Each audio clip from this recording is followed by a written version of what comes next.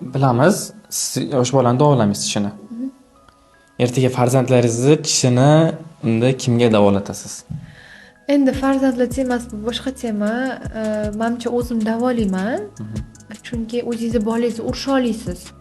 Masalan, yotmasa, quloq solmasa, siz ona bo'lganingizdan keyin ertaga по-любому gapingizga kiradi.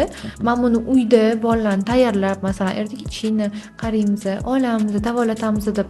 Bu ancha menga oson situatsiya bo'ladi, nежели birovni bolasini davolagandan ko'ra, u birovni bolasini urisha olmasangiz, gapira olmasangiz, sizni eshitmaydi u.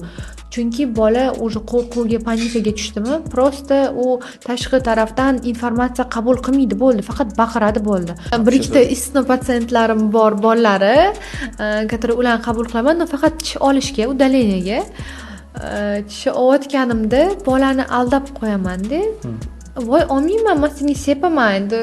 Qo'lim bolachalar yaxshi ko'raman. O'shanga o'xshaydi. Shunda aldab turib ukol qilganimni sezmaydi.